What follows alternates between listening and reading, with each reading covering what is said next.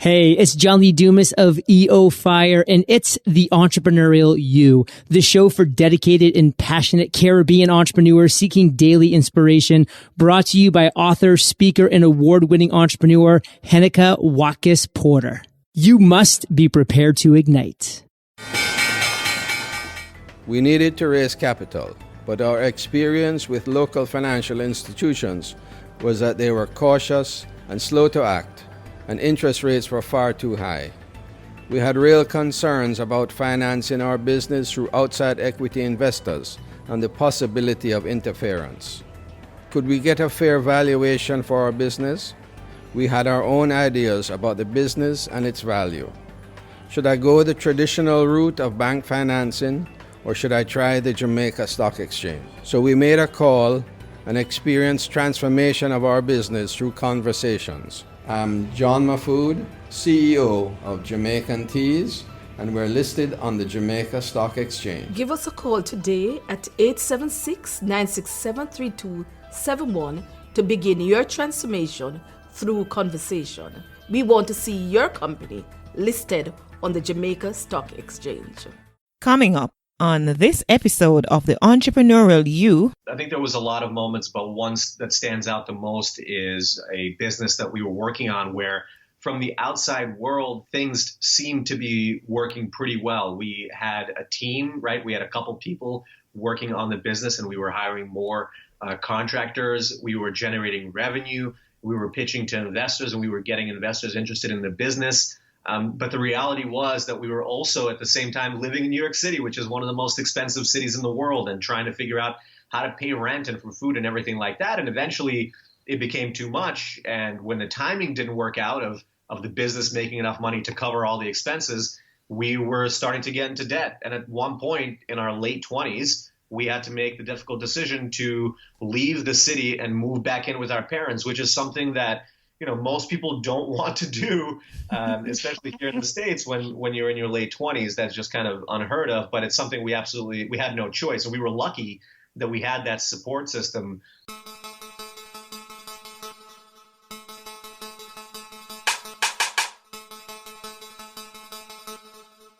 The last 10% it takes to launch something takes as much energy as the first 90%. Robert Kalin.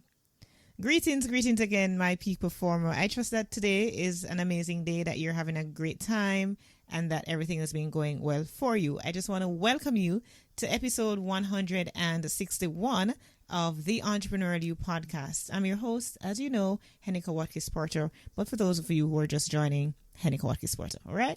So today's episode is with Vadim and Sergei Revzin.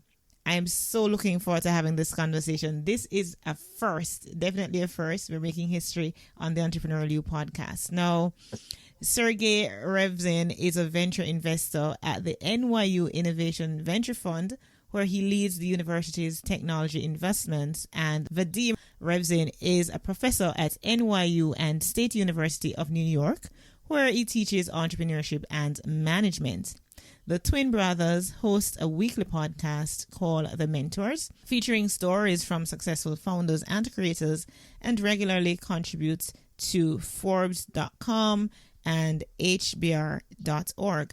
They have advised hundreds of startups and have been founders and leaders across several early and growth stage companies.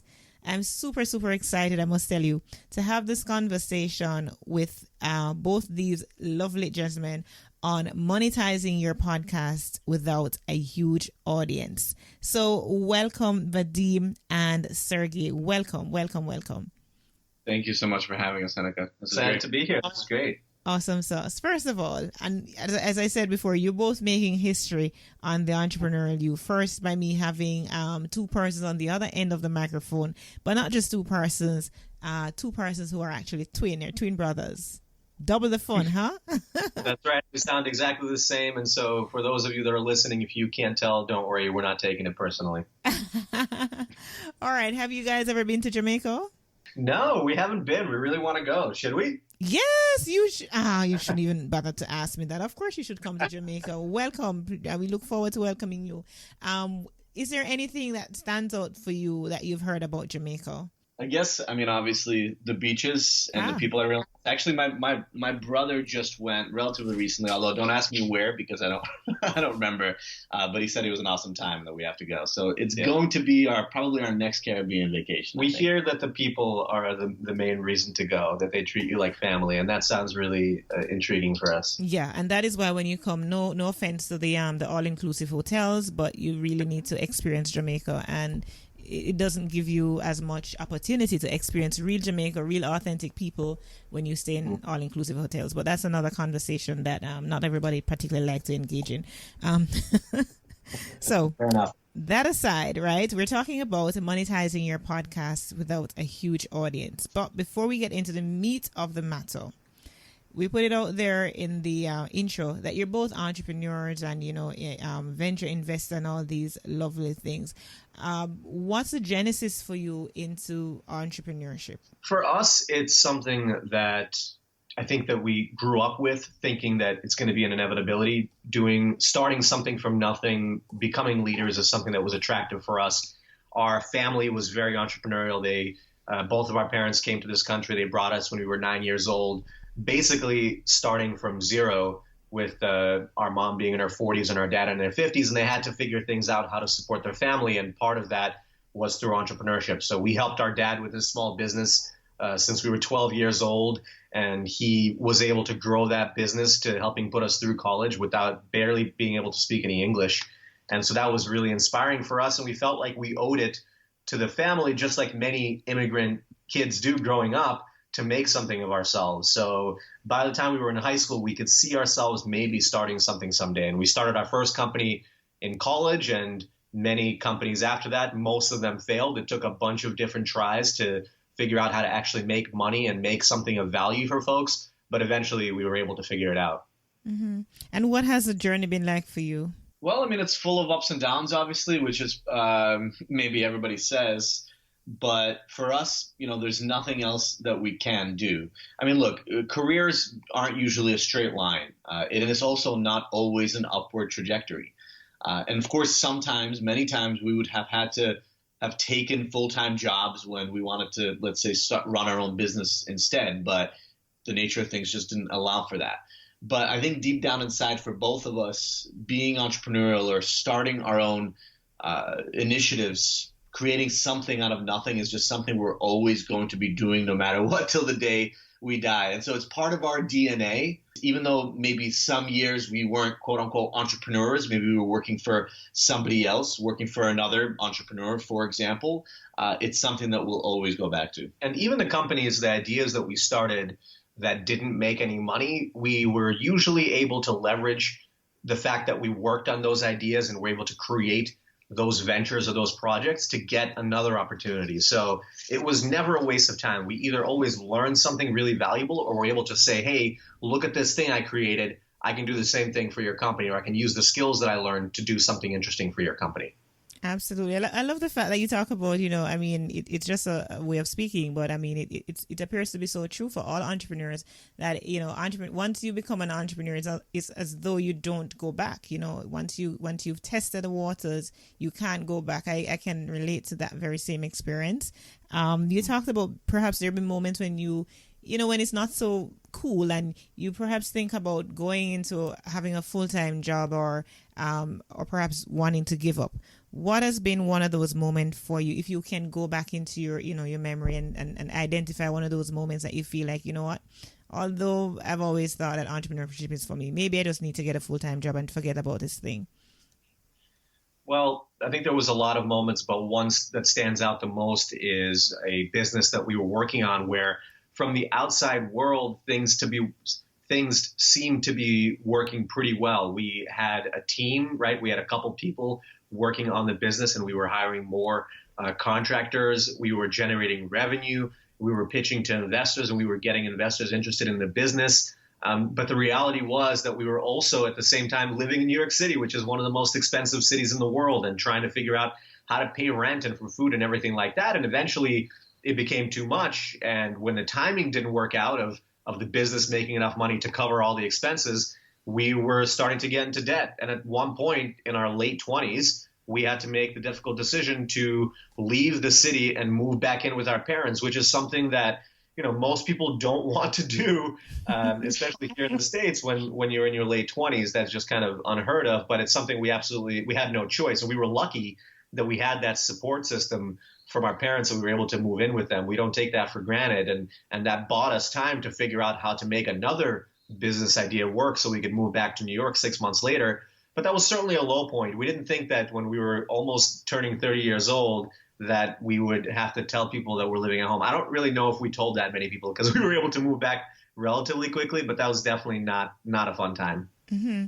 All right. I mean, of course, you've already painted that picture of, moving back home. You're almost 30 years old. Why are you even doing that? What were some of the things that, ran through your mind? Like, I'm so intrigued by the story. I know that we're talking about your podcast and we're going to get there, but I'm intrigued by the story of you having to go back. What were some of the things that went through your mind? I'm sure it was not an easy decision for you to make. Well, some decisions aren't easy, but they're the only decision that you can make at any given time. And so, of course, the only other alternative was let's get into more debt. And at this point, we knew that we had to relieve the burden. And so, what was going through our mind at the time is what anybody would think about in this moment. Like, am I a failure? Should I be an entrepreneur? I mean, look at all these different indicators that are saying that I'm not able to succeed, right? And so negative think and self-talk like that starts to permeate, and sometimes it's inevitable. But time usually does heal. For us, it did take several months. And we tried to look on the bright side. We got to spend more time with our family than we ever did since we were in high school, even at that point, right? And our dad actually happened to be sick at that time, so it was a good time for us to spend time with our family. We got to actually focus on our business full time, so we didn't have to have any side hustles to pay the bills because we had almost no bills to pay. And that's where a few months into the experience, we actually identified a new opportunity to generate revenue. And I remember, I think it was about 4 months in, we started a new business, which was a services business, soft skills training for software engineers. And within a month, we generated more revenue for that business than we did in a year of the software company that we were running.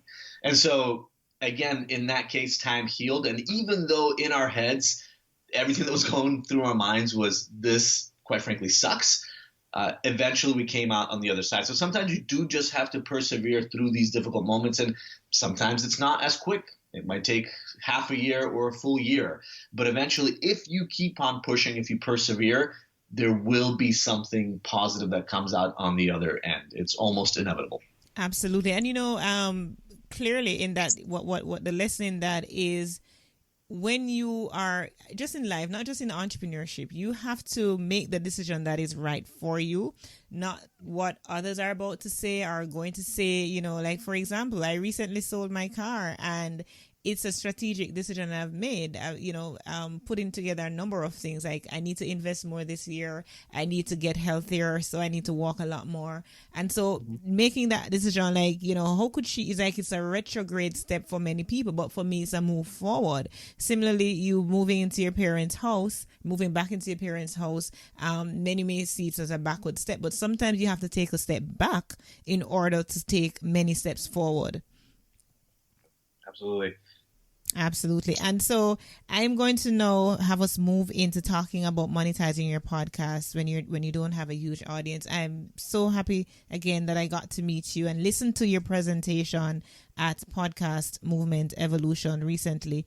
I was intrigued to invite you onto the podcast because when I heard you speak, many of the things that you were doing and the strategies that you talked about are strategies that I actually implement in my own podcast journey, and also wrote about in the book that I just did, Watkis-Porter. So I was really intrigued by that, genuinely intrigued by that. And I want you to share, first of all, why did you decide to start a podcast, and when was this? So we started our podcast 2 years ago. And the reason why we're doing it was pretty simple. At that point already, we had been working with early stage entrepreneurs for several years as mentors and coaches through various accelerator programs that we were running and also venture capital funds that we were working with. And we found that we were sharing some similar advice with them over and over again. And so we started creating video content. And if you've ever gone and ventured into the video content creation realm, you realize pretty quickly that it's quite a lot of work. Mm-hmm. The lighting has to be right. You have to look great. And you also have to sound great. And there's audio and video editing that you have to do. And so after about 20 videos, we did give it a good shot. But after about 20 videos, we realized it's not something we're going to be able to do consistently. But we still, in our minds, wanted to put out all this content that we thought was great. Because at this point, I was already teaching entrepreneurship at a university level. And again, I thought, you know what, these students that I'm teaching that get access to this content through a university, that's awesome. But there are more people that should be able to hear the same things so that they can avoid some of the mistakes that we made, and also the entrepreneurs that we're coaching are making real time. And so we decided to start a podcast because of that, because we were both musicians and we already had the audio equipment. And so it was kind of a no-brainer. All we had to do literally was hit record. And also because we had been doing this for several years, we had a lot of content. Literally, we mapped out hundreds of episodes from the very beginning. And so we weren't even that creative with coming up with a name. We thought, well, you know what, we're mentors. Let's call it The Mentors. And it actually stuck because people already knew us as The Mentors. So it was a no-brainer for them to find our podcast as such as well. So it really was an extension of what we were already doing professionally. And it was a way for us to start creating content more consistently and reach more people. So interesting. Actually, you keeping your name because you had that before is similar to what I did when I started the Entrepreneurial You, because I had it on radio before. And then a few seasons after that, I decided to do a podcast and I kept the same name, the Entrepreneurial You. It works. So if it isn't broken, don't fix it, right? On the radio in Jamaica? Yes. So it was on Power 106, which is one of the top stations here. I did it for 3 years, and each year it was seasonal, so it was like 13 episodes per year. And it was only 15 minutes, but it was a jam-packed 15 minutes of content targeted at entrepreneurs. So, all right, interesting story of why. And of course, audio is, video is great, but audio, the love for audio and that affinity and so on is actually growing. So having a podcast is a no-brainer. And, to complement all the many things that you're doing, the early stage entrepreneurs that you're interfacing with and so on. So now I want to move into what excites me and excites a lot of people is the fact that you are able to monetize your podcast from the very get-go and in some very creative ways. So I want you to kind of share some of the strategies that you were able to execute in having your podcast earning revenue even without having a huge audience. Yeah, absolutely. I mean, I think that for anybody starting a show, it's important to choose a topic that you know a lot about, that you can speak to at length, because now, doing 190 plus episodes, you start to realize how important that is to be able to come up with fresh content that people actually that will resonate with people consistently. But once you find that topic, then it's about getting at least a little bit of an audience. It doesn't have to be big, right? But you should have some people consuming your content, 50, 100 people, doesn't matter what the number is, but at least so you can start getting feedback from them on what works, what doesn't. And that you can spend the first month doing.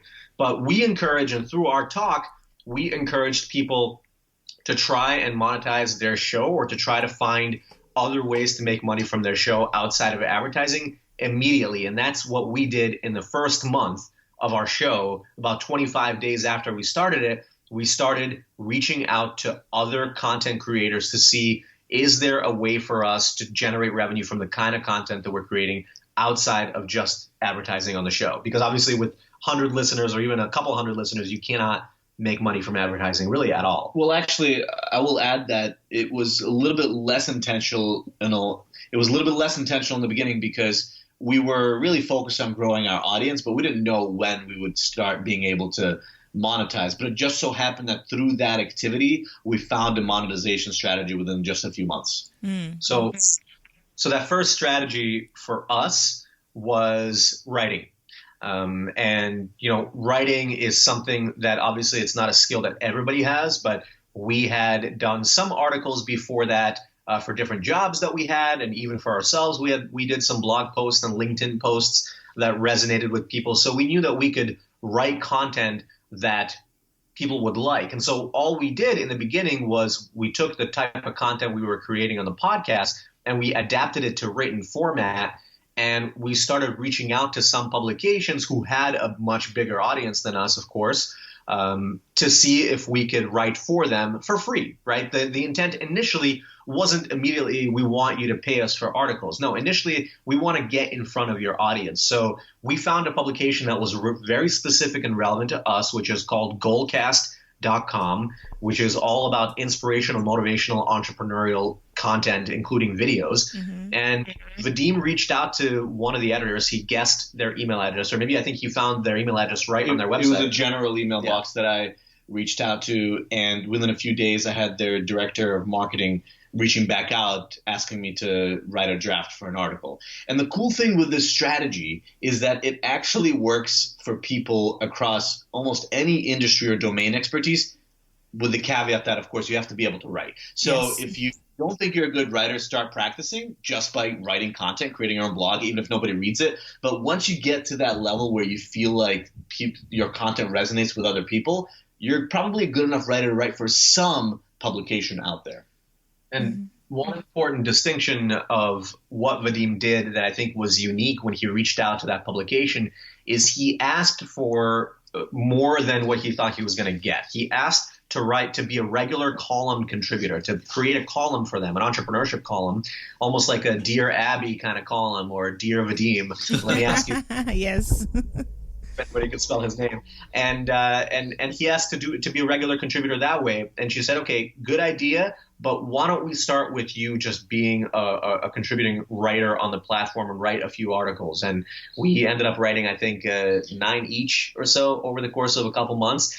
And even though we didn't get paid for that opportunity, we did get a lot of people from that website that had a ton of traffic come to our website and start listening to our podcast. And then we were able to use that written content to ask other publications that we could write for, if we could write for them. And those publications did start paying us for the content. But we had to be a little bit proven, right, before we could ask to start getting paid for written content. And so how did that now lead you into the written content that you were getting paid for? So again, it was reaching high, and we're big believers in taking some time to establish credibility and then using that credibility to level up to the next thing that's a little bit better, a little bit better, a little bit better. And within 6 months or a year, you can be somewhere where you thought would be impossible. One of our dreams was to write for Forbes.com.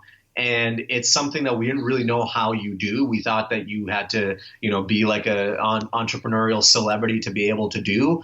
But we decided to try anyway because we knew we had good written content. So we found a couple of emails of some editors there. I think I just guessed the email address of some editors there. And we emailed 3 of them. And initially we didn't get a response, but we kept following up and with ideas for articles that we could write for Forbes. And ultimately, one editor did reply, and she asked us to submit 10 ideas for articles. And so that was obviously a good amount of work we had to do, but we submitted 10 ideas with outlines for articles. And then she asked for us to write 3 full articles. This is all before we're even accepted to be contributors. But we were like, well, we really want to do this. Let's write 3 full articles. And finally, we were accepted to be contributing authors on Forbes. And if you publish a certain amount of articles per month on Forbes, they pay you money as a writer for those articles. And the cool thing is 3 articles that we wrote, all 3 of them ended up being published. So then obviously your podcast was the first thing that kind of was used as a leverage to reaching out to that first publication that you were able to show it as kind of a social proof so that you can write for publications that will pay you. So that's just one of the ways, but I know that there are several other strategies that you would have employed. Let's move on and look at another one. Sure. So, we used our podcast, but also we used the domain expertise that we had. So use whatever social proof you have out there. We use our podcast. We use the fact that we already published on Goalcast. We use the fact that we have experience working with entrepreneurs. But the next strategy that we used also kind of came serendipitously. At this point, we started growing an audience, but we wanted to continue to grow a more specific audience, and that is entrepreneurs and people that were creators. And that meant for us that we had to be known as public figures, so on and so forth. Now, Gary Vee is somebody that we probably all have consumed his content. You see about him all the time. He gives a ton of talks for entrepreneurs. He has a very unique personality, but maybe somewhere in our minds we want it to be like Gary Vee. Who doesn't, right? Yeah. But instead of except I can't take him cussing, but anyway, that's another thing. That's true. That's true. I mean, look, we're all different actually, and so you should use your own personality. But for us, instead of just dreaming to be like Gary Vee, we wanted to act on it. And so the item that we took is, if we want to be public figures, we have to be speaking in public more consistently. And something else serendipitous happened. Sergei actually, for years now, has been an organizer on meetup.com. And when you're an organizer on that platform, you get automatic notifications when someone else abandons another meetup. In other words, another organizer drops off. That's their way of making sure that the communities stay led by somebody else, that there's always an organizer. And one day, Sergei got a notification about the New York City podcast meetup that actually had about, I think, 700 members at this time, where the organizer stopped organizing events. And we thought, well, actually, this is a great opportunity. We are hosts of a podcast, and podcast people are creators. There's 700 individuals in this group that we can get access to right now. Let's do something about this. And so Sergei took over the group right away. Within a month, we had an event organized, a free space that we were leveraging for this event. And this first event was actually free. We wanted to see, okay, how engaged is this community of 700 people? And actually, in the first event, we had about 100 people show up to the event. Now, 100 people in real life is hugely valuable. If you can get people in a room, you can monetize it. And so we realized here we had a huge opportunity, because these were engaged and dedicated people that actually wanted to get together and feel like they're part of a community, feel like they're learning something. And sure enough, the next event, we were easily able to not only charge for ticket sales, because we had different event formats. Like, for example, we would do live podcast recordings with successful entrepreneurs in front of that audience. But also we were able to easily get sponsors, because guess what? Sponsors are happy to give you money if you are the organizer, if you're doing the work, and if you can get 50 to 100 people in a room. Interesting. I know you talk about the 100 people, because I do an event called a Leader Cast as well. And it's what I consider to be very small, in terms, relatively small. And we have a community of about 100 people, but that is an amazing amount of people, to get your word out and to build from there, to build community and to foster that level of growth and camaraderie and everything that you want to foster. So we never underestimate the power of 100. Yeah. And that's actually pretty good. Yeah, exactly. And also remember not to be afraid of hard work. Organizing an event is not easy. There's a lot of moving pieces. When you have 100 people in a room, you have to be able to manage those 100 people. You have to make sure that you're keeping them interested, that you're leading the room, that you have engaging content within the event itself. Obviously, the venue, things change within the venue. Sometimes unexpected things happen, right? Running an event isn't easy. Writing 3 drafts of an article after submitting 10 different ideas that you hope are going to be interesting for an editor of a magazine that sees thousands of ideas a year, that's also not easy. So none of this stuff will just come to you, but if you are willing to do the work, you already are doing more than 99% of the population out there, and there will be some kind of outcome on the other side. Sometimes you can't predict what that outcome is, but if you put in the work, there will be an outcome. I'll also add, to give people some context and figures behind this. Our first sponsorship that we got was through somebody that we had on the podcast who had a podcast app that they specifically wanted to get in front of other people that are starting podcasts. And so that person, it was easy to ask them to be a sponsor. Actually, I think they asked us if they could be a sponsor of the event. And because they were a startup, we only asked for $500. Not a huge sum of money, but enough money to cover all of our costs and maybe even keep a little bit of money for putting on the event.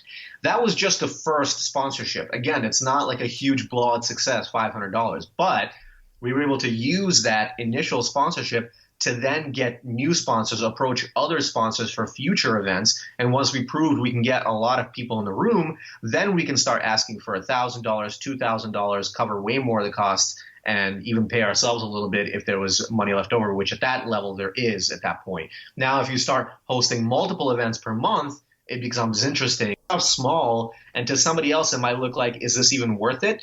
But I think if you keep on trying to grow that community, grow the event, you can then go after bigger and bigger sponsors if you like doing that. Mm-hmm. You know, they say that an overnight success is usually 10 years in the making. And intrinsic in that argument is that you keep building on what you've done before. So each time, you know, don't discount the value of starting small, because in the end, everything adds up. You know, we say in Jamaica, one Coke, a full basket. I love it. All right. So were you able to directly monetize your podcast?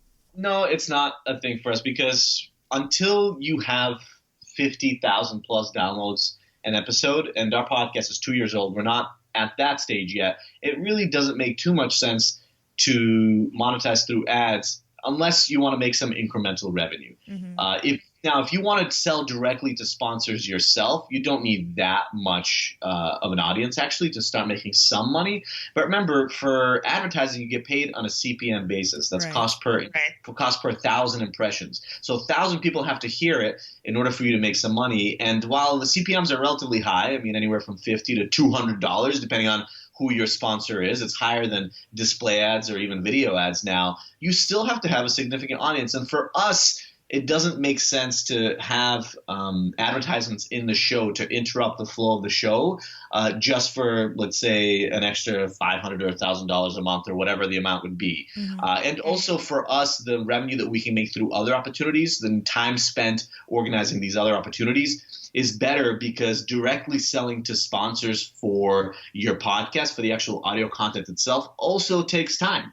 And you can hire somebody else to do that, of course. You can hire an agency to do it, but then you're giving them a percentage of the revenue. And again, then you also increase the threshold you need to reach, the audience threshold, to make money through ads. We were able to monetize the show a little bit more directly than that event that we just told you about by doing a couple of things. We essentially bundled the podcast as a part of an offering, of a bigger offering to an organization. So we found out that, you know, because we are an interview-based show, we decided to offer to leaders and executives at big companies to interview them on our podcast in front of a live audience.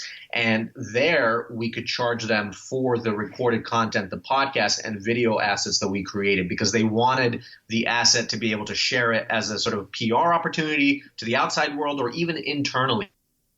Okay, so obviously it's not just, and this is a point that we really want to bring home, that it's not just about direct monetizing. As I always advocate and talk about, is that there's just so many ways that you can monetize and leverage your podcast. For example, some of the ways that personally I do it is by doing events, hosting live events. So LeaderCast is one of the events, LeaderCast Kingston, LeaderCast Women, both events, 2 per year. Then there is coaching, there is doing all various elements, doing workshops and so on and so forth.